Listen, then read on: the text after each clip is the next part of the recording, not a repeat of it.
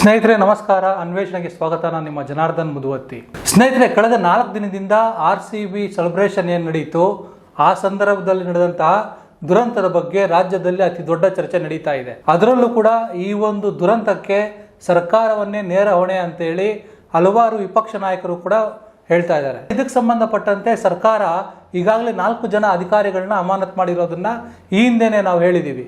ಆದ್ರೆ ಈಗ ಬಹಿರಂಗ ಆಗಿರೋ ಒಂದು ಪತ್ರ ಸರ್ಕಾರಕ್ಕೆ ಮುಖಭಂಗವನ್ನೇ ತಂದಿದೆ. ಇಷ್ಟಕ್ಕೂ ಆ ಪತ್ರ ಯಾವುದು, ಆ ಪತ್ರದಲ್ಲಿ ಅಂತ ವಿಚಾರ ಏನಿದೆ ಅಂತ ವಿವರವಾಗಿ ನೋಡೋಕ್ಕೂ ಮುನ್ನ ನಮ್ಮ ಚಾನೆಲ್ಗೆ ಸಬ್ಸ್ಕ್ರೈಬ್ ಆಗಿ, ಹಾಗೆ ನೋಟಿಫಿಕೇಶನ್ಗಾಗಿ ಬೆಲ್ ಐಕಾನ್ ಕ್ಲಿಕ್ ಮಾಡಿ.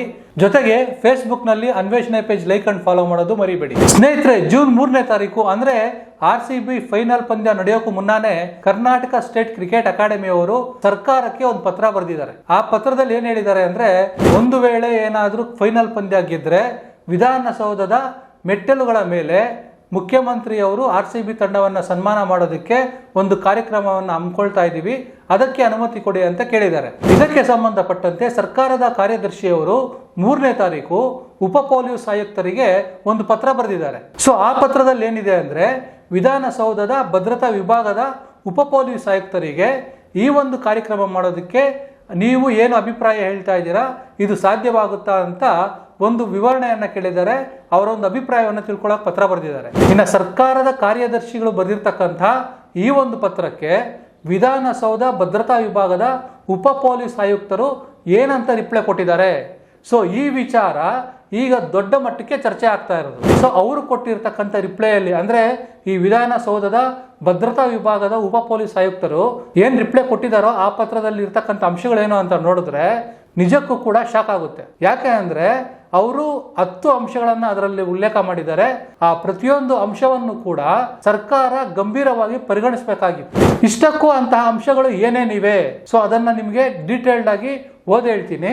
ಮೊದಲನೇ ಅಂಶ ಏನಪ್ಪಾ ಅಂದ್ರೆ, ರಾಯಲ್ ಚಾಲೆಂಜರ್ಸ್ ಬೆಂಗಳೂರು ಕ್ರಿಕೆಟ್ ತಂಡಕ್ಕೆ ಫ್ಯಾನ್ ಫಾಲೋವರ್ಸ್ ದೇಶಾದ್ಯಂತ ಇದ್ದು ವಿಧಾನಸೌಧ ಭವ್ಯ ಮೆಟ್ಟಿಲುಗಳ ಮುಂಭಾಗ ಕಾರ್ಯಕ್ರಮವನ್ನ ಆತುರದಲ್ಲಿ ಆಯೋಜಿಸುವುದರಿಂದ ಲಕ್ಷಾಂತರ ಸಂಖ್ಯೆಯಲ್ಲಿ ಕ್ರಿಕೆಟ್ ಅಭಿಮಾನಿಗಳು ವಿಧಾನಸೌಧಕ್ಕೆ ಆಗಮಿಸುವುದರಿಂದ ವಿಧಾನಸೌಧದ ಭದ್ರತಾ ವಿಭಾಗದಲ್ಲಿ ಅಧಿಕಾರಿ ಅಥವಾ ಸಿಬ್ಬಂದಿಗಳ ಕೊರತೆ ಇರುವುದರಿಂದ ಬಂದೋಬಸ್ತ್ ಕರ್ತವ್ಯಕ್ಕೆ ತೊಂದರೆಯಾಗುವ ಸಾಧ್ಯತೆ ಇರುತ್ತದೆ.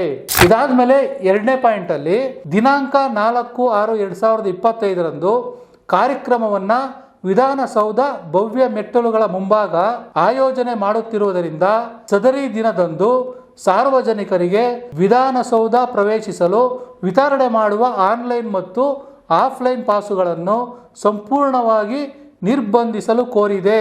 ಇನ್ನು 3ನೇ ಪಾಯಿಂಟ್ ಏನಪ್ಪಾ ಅಂದ್ರೆ, ರಾಯಲ್ ಚಾಲೆಂಜರ್ಸ್ ಬೆಂಗಳೂರು ರವರ ಸಮಾರಂಭ ಭವ್ಯ ಮೆಟ್ಟಲುಗಳ ಮುಂಭಾಗ ದಿನಾಂಕ 4/6/2025 ಸಂಜೆ 4 ಗಂಟೆಗೆ ಆಯೋಜನೆಗೊಳ್ಳುತ್ತಿದ್ದು ಸಚಿವಾಲಯದ ಅಧಿಕಾರಿ ಸಿಬ್ಬಂದಿಗಳು ತಮ್ಮ ತಮ್ಮ ಕುಟುಂಬ ವರ್ಗದವರನ್ನು ಕರೆತರುವ ಸಾಧ್ಯತೆಗಳು ಹೆಚ್ಚಾಗಿದ್ದು, ಸಚಿವಾಲಯದ ಅಧಿಕಾರಿ ಸಿಬ್ಬಂದಿಗಳಿಗೆ ಕುಟುಂಬ ವರ್ಗದವರನ್ನ ಕರೆತರದಂತೆ ಆದೇಶ ನೀಡಲು ಮತ್ತು ಸಚಿವಾಲಯದ ಅಧಿಕಾರಿ ಸಿಬ್ಬಂದಿಗಳಿಗೆ ದಿನಾಂಕ 4/6/2025 ಅಪರಾಹ್ನ ರಜೆ ಘೋಷಿಸಲು ಕೋರಲಾಗಿದೆ.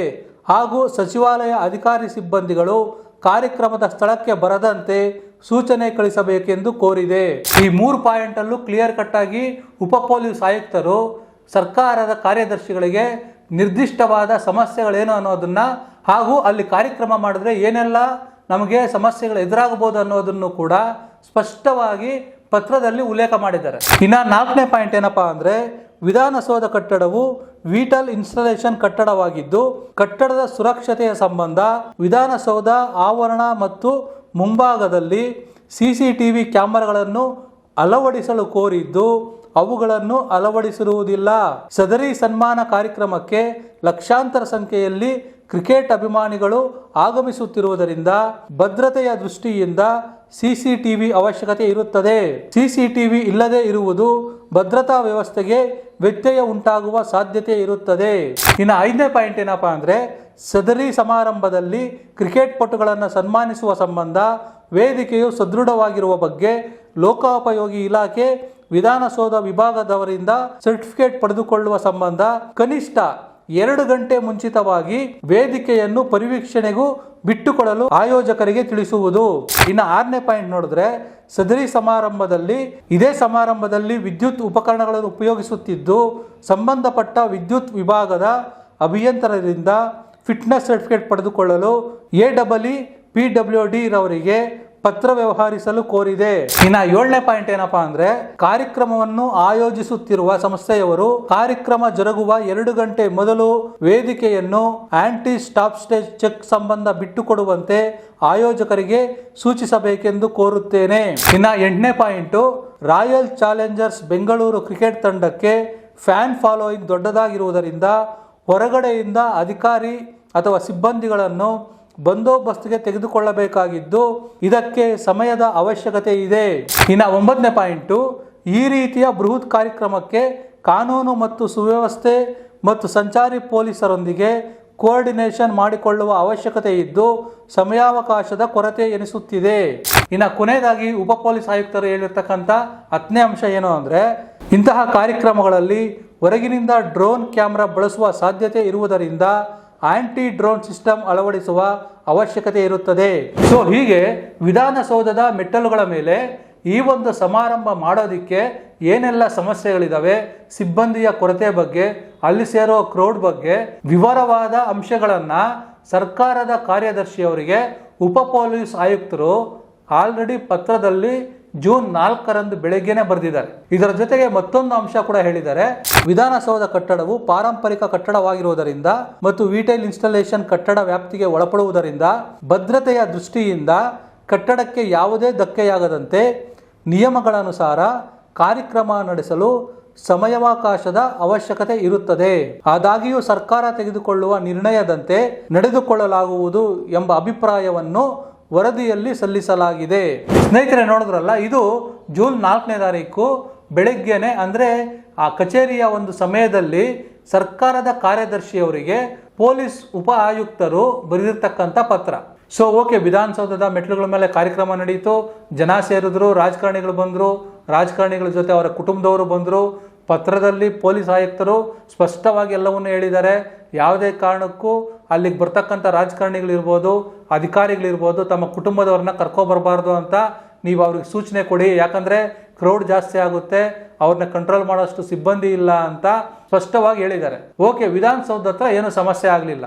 ಅಲ್ಲೇನು ಸಮಸ್ಯೆ ಆಗಿದೆ, ಒಂದಷ್ಟು ಸರ್ಕಾರದ ಆಸ್ತಿ ಪಾಸ್ತಿಗಳು, ಅಲ್ಲಿರ್ತಕ್ಕಂಥ ಮಹಾನಾಯಕರ ಪ್ರತಿಮೆಗಳ ಸುತ್ತಮುತ್ತ ಇರತಕ್ಕಂಥ ಒಂದು ಬ್ಯಾರಿಕೇಡ್ಸು ಅವು ಇವು ಎಲ್ಲ ಧ್ವಂಸ ಆಗಿದಾವೆ. ಓಕೆ, ಅದು ರೆಡಿ ಮಾಡ್ಕೋಬಹುದು. ಅದನ್ನು ಇನ್ನ ಬೊಕ್ಸಕ್ಕೆ ಕೈ ಹಾಕಿನೇ ನೀವು ರೆಡಿ ಮಾಡ್ಕೋತೀರಾ, ಅದು ಗೊತ್ತಿದೆ. ಇನ್ನು ವಿಧಾನಸೌಧ ಹತ್ರ ಯಾವುದೇ ರೀತಿಯಾದ ಕಾಲ್ ತುಳಿತ ಆಗಿಲ್ಲ, ವಿಧಾನಸೌಧ ಹತ್ರ ಯಾವುದೂ ಜೀವ ಹೋಗಿಲ್ಲ, ಅಲ್ಲಿ ಎಲ್ಲವೂ ಸರಿಯಾಗಿದೆ. ಈ ಒಂದು ಇನ್ಸಿಡೆಂಟ್ ಆಗಿರೋದು ಸ್ಟೇಡಿಯಂ ಹತ್ರ ಅನ್ನೋ ವಾದವನ್ನ ಸರ್ಕಾರ ಕೂಡ ಮಾಡ್ತಾ ಇದೆ.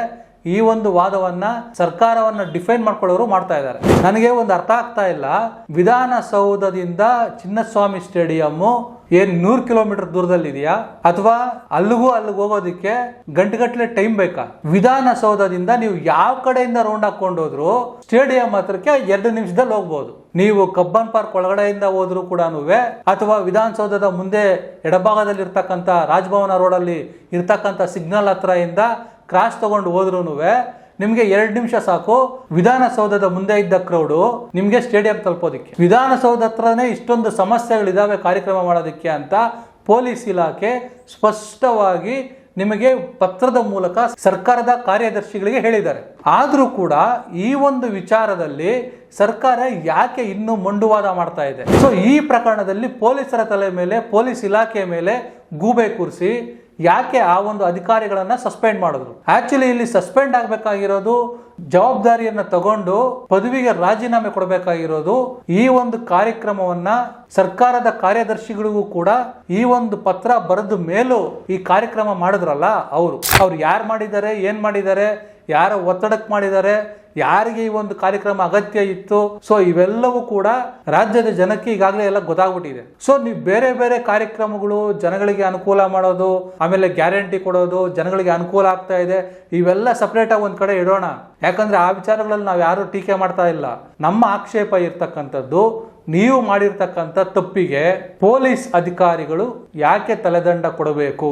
ನಿಮ್ಮ ಒಂದು ಪ್ರಚಾರದ ಗೀಳಿಗೆ ಇದಕ್ಕೆ ಸಂಬಂಧ ಪಡೆದಂತವರು ಆಲ್ರೆಡಿ ಸರ್ಕಾರಕ್ಕೆ ಇದರ ಬಗ್ಗೆ ಎಚ್ಚರಿಕೆ ಕೊಟ್ಟಂತವರು, ಪತ್ರದ ಮೂಲಕನೇ ಎಲ್ಲವನ್ನೂ ವಿವರವಾಗಿ ಹೇಳಿರ್ತಕ್ಕಂಥವರು ಯಾಕೆ ತಲೆದಂಡ ಕೊಡಬೇಕು? ಒಂದು ವೇಳೆ ನಿಜಕ್ಕೂ ಪೊಲೀಸರು ಏನಾದ್ರು ಓಕೆ ನಮ್ಮ ಹತ್ರ ಎಲ್ಲ ಸಿಬ್ಬಂದಿ ಇದೆ, ನಾವೆಲ್ಲ ನಿಭಾಯಿಸ್ತೀವಿ, ನೀವು ಯಾವಾಗ ಬೇಕಾದ್ರೂ ಕಾರ್ಯಕ್ರಮ ಮಾಡಿ ಅಂತ ಏನಾದ್ರು ಸರ್ಕಾರಕ್ಕೆ ಲಿಖಿತ ರೂಪದಲ್ಲಿ ಕೊಟ್ಟಿದ್ರಾ?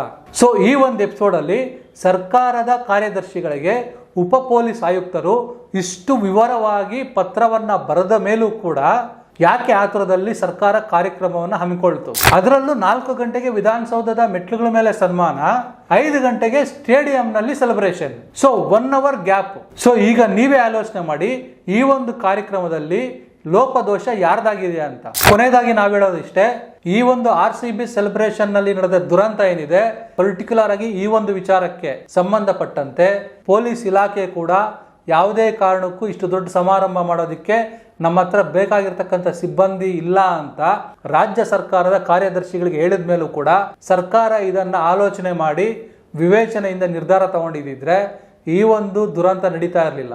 ಯಾರು ಈ ಒಂದು ಕಾರ್ಯಕ್ರಮಕ್ಕೆ ಪೊಲೀಸ್ ಇಲಾಖೆ ಇಷ್ಟೆಲ್ಲ ಹೇಳಿದ ಮೇಲೂ ಕೂಡ ಮಾಡಲೇಬೇಕು ಅಂತ ಪಟ್ಟಿಡಿದಿದ್ರು, ಆ ನಾಯಕರ ತಲೆದಂಡ ಆದ್ರೆ ಮಾತ್ರನೇ ಮುಂದಿನ ದಿನಗಳಲ್ಲಿ ಇಂತಹ ಎಡವಟ್ಟುಗಳನ್ನ ಈ ಸರ್ಕಾರ ಆಗಲಿ ಅಥವಾ ಮುಂಬರುವ ಬೇರೆ ಯಾವುದೇ ಸರ್ಕಾರ ಆಗಲಿ ಮಾಡದೇ ಇರುತ್ತೆ. ಇಲ್ಲದೆ ಹೋದ್ರೆ ಯಾವುದೇ ಕಾರಣಕ್ಕೂ ಕೂಡ ಈ ಸರ್ಕಾರಗಳು, ಈ ರಾಜಕಾರಣಿಗಳು ತಮ್ಮನ್ನ ತಾವು ತಿದ್ಕೊಳ್ಳೋದಿಲ್ಲ. ಸೊ ಇಷ್ಟ ಹೇಳ್ತಾ ಈ ಒಂದು ವಿಡಿಯೋ ಮುಗಿಸ್ತಾ ಇದ್ದೀನಿ. ಈ ಬಗ್ಗೆ ನಿಮ್ಮ ಅನಿಸಿಕೆ ಏನು ಅಂತ ಕಮೆಂಟ್ ಮಾಡಿ ತಿಳಿಸಿ. ಮತ್ತೊಂದು ಇಂಟ್ರೆಸ್ಟಿಂಗ್ ಸ್ಟೋರಿ ಜೊತೆ ಆದಷ್ಟು ಬೇಗ ನಿಮ್ಮ ಮುಂದೆ ಬರ್ತೀನಿ. ಅಲ್ಲಿವರೆಗೂ ಕೀಪ್ ವಾಚಿಂಗ್ ಅನ್ವೇಷಣೆ.